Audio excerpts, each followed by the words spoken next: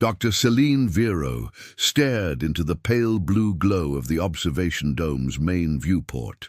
Before her stretched the uncharted reaches of the Haldur galaxy, a sprawling tapestry of gas giants and neon nebulae where no human had ever set foot. Around her, the hum of the research vessel Aurora's Eye was almost hypnotic. The steady pulse of fusion reactors, the distant clicks of data relays, the soft hiss of life support systems. Yet beneath that veneer of calm, a current of unease wove through the crew.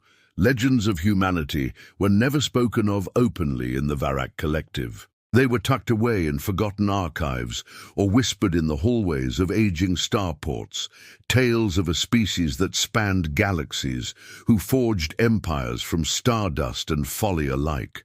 Over the millennia, these accounts had dissolved into myth, as distant and unreal as the temperate seas of a vanished world. To most Varakians, humans were a literary device, cautionary spectres in holodramas, nothing more than morality tales. But the readings on Selene's console told a different story. A cluster of subspace rifts lay ahead, each shimmering like fractured ice in the vacuum. Their energy signatures matched nothing in the collective's tomes until she overlaid them with the scant data labeled Homo sapiens. The match was unmistakable. The pulsing harmonics, the dimensional frequencies, even the faint electromagnetic afterglow. Her heartbeat quickened. If these were indeed the marks of human technology, then the legends were far more than bedtime. Stories. Commander Vero, you're certain of these readings? Asked Lieutenant Mara Threk, peering over Celine's shoulder. The lieutenant's antennae twitched in the low-gravity environment, betraying her own excitement. Celine tapped a holodisplay. See for yourself. These rifts resonate at a frequency consistent with fold-drive engines humans alone have ever mastered. She hesitated, then added in a lower voice, and the residual isotope ratios? They implicate Earth-born alloys. Mara's eyes widened. But that would mean human craft are out there, Celine finished. Alive, waiting. Word of the discovery spread like wildfire through the Aurora's Eye. Crew members gathered at stations, sharing theories. Perhaps humanity had retreated to a parallel dimension, or staggered into cryostasis during some cataclysm. Some speculated that an Earth remnant flotilla hovered just behind the rifts, biding its time. Higher command, however, resisted. Official communique warned against chasing legends, labeling Celine's theory reckless. Yet no one could ignore the data, and when the High Council ordered the dispatch of an investigative fleet, urgency overrode skepticism. The Varak Armada would venture into the Rift Cluster, mapping its boundaries and determining if the old stories held merit. As his final act before departure, Admiral Corel Saran invited Celine to join him aboard the flagship, Elysian Dawn. That night, Celine lay awake in her quarters, staring at the ceiling as the ship drifted on autopilot. Holographic star maps flickered in her vision, showing both the known galaxy and the unexplored frontier. Somewhere beyond, human secrets waited to be uncovered. The realization ignited a flutter of hope and dread in her chest. For if the humans were real, then so too were their legends of power and ruin, and Celine knew better than anyone what could happen when myths, long buried, suddenly came to life. The Elysian Dawn cut through space toward the Rift Cluster, its sleek hull reflecting the eerie violet glow that pulsed ahead. Dr. Celine Vero stood on the bridge beside Admiral Corel Saran, watching distortion waves ripple across the main viewer. Every tendon in her body hummed with anticipation. Commander Threk reports 3 scouting corvettes lost to the Northern Rift, the Admiral intoned, his voice calm but grave. We're stretched to the edge of protocol. Celine tapped. A control pad, bringing up energy readouts. Those disappearances aren't random. The rifts generate localized subspace eddies, void tendrils that tear at hull integrity. but they also channel an unmistakable fold drive resonance. If we can synchronize our own engines to the pattern, we can stabilize a transit corridor. A murmur ran through the bridge crew. Varakians prided themselves on precision and caution. Few had ever even dreamed of bending their drive cores to alien frequencies. Admiral Saran met Celine's gaze and gave a subtle nod. "Proceed at your discretion, Doctor," he said. Celine returned to her station. Fingers dancing over the hollow keys, she overlaid the rift's spectral signature with the fragments of human engine schematics she'd reconstructed from the archives.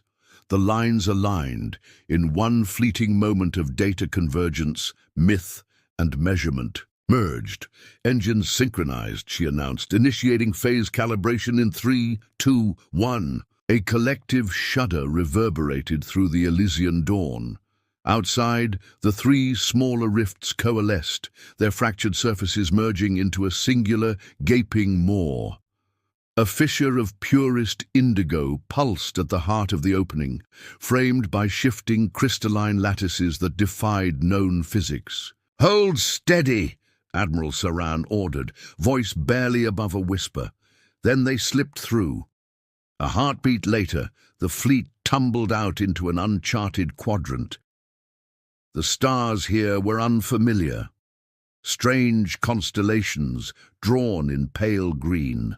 Light, and there in the dead center of this hidden expanse loomed a fortress of colossal scale. Half buried in cosmic dust, the citadel's ramparts rose like the ribs of some gargantuan leviathan. Dry docks, massive enough to cradle continents, surrounded the central keep. Slumbering dreadnoughts lay moored in silent rows. Their battle, scars etched into steel that had withstood no fewer than 1,000 engagements. Bio-locked maintenance bays peeked open, revealing rows of stasis chambers and skeletal flight crews suspended in amber-hued fluid. Lieutenant Threk's voice crackled over the comm. "Sensors confirm this entire installation is Earth origin. Isotope signatures match pre-collapse records of old Earth's metallurgy." A hush fell across the bridge.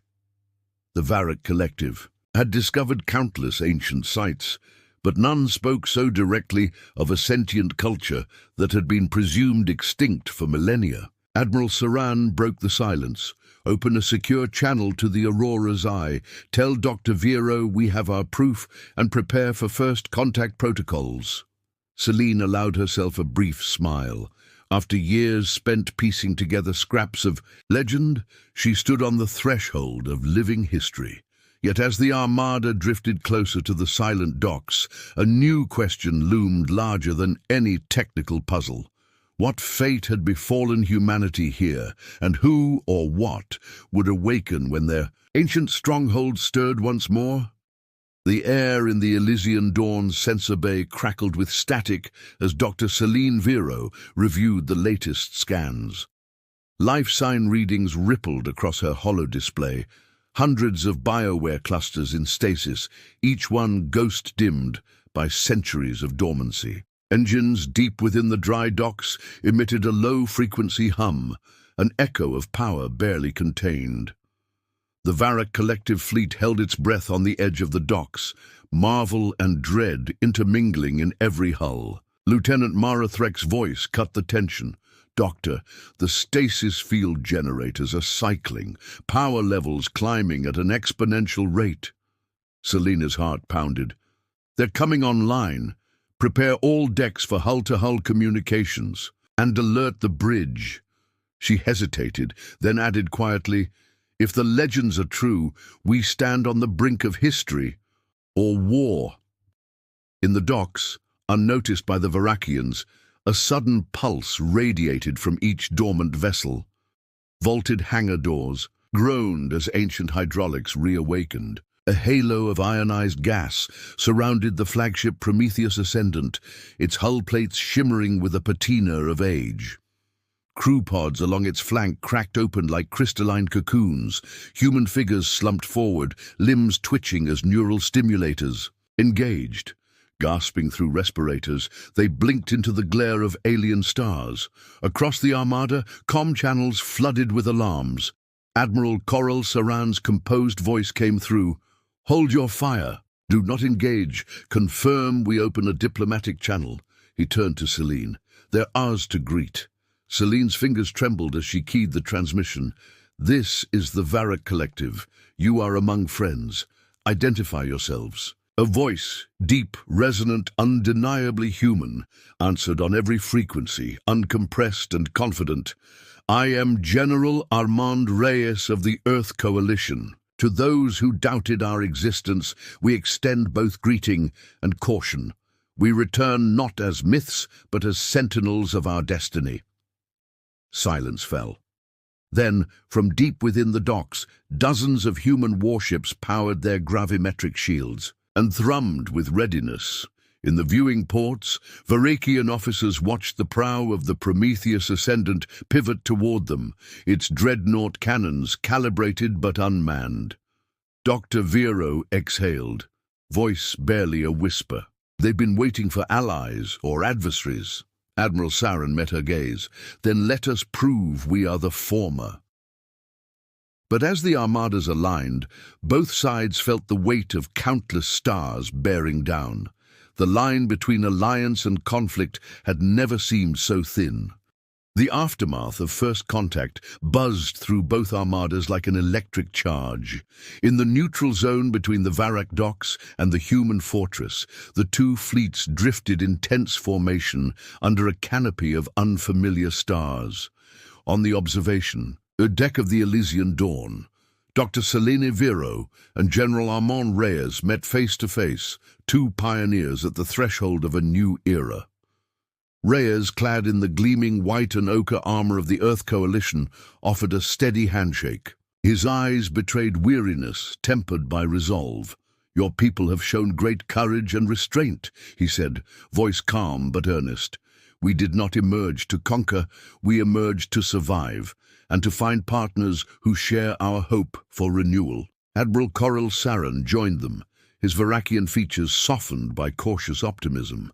"The High Council has long feared the power humans once wielded," he admitted. "But power, if guided by wisdom and tempered by trust, can rebuild what was lost. We wish to learn from you as you learn from us."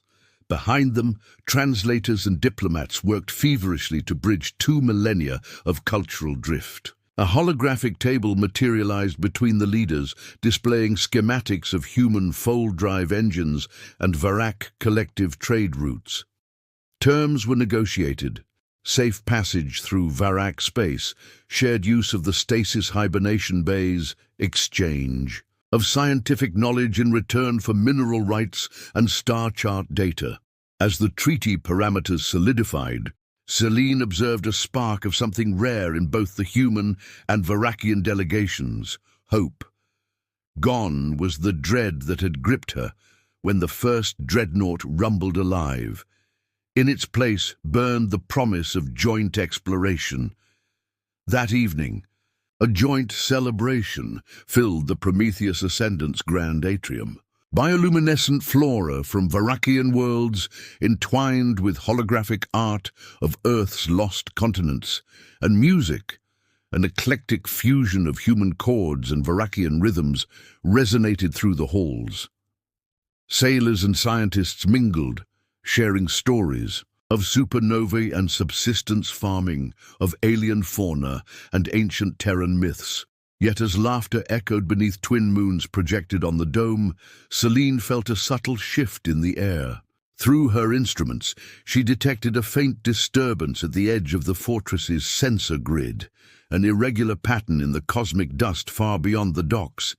It pulsed with the same signature as the rifts they had crossed. Frowning, she slipped away from the revelry and tapped into the private comlink. "Admiral," she said softly, "I'm picking up something unusual. It might be nothing, but I'd advise we investigate before we proceed deeper." Moments later, Saran's reply crackled in her ear. "Understood.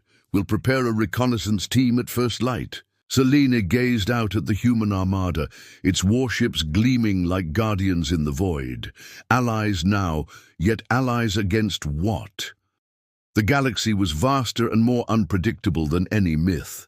As the two civilizations toasted their new pact, a silent question hung between them.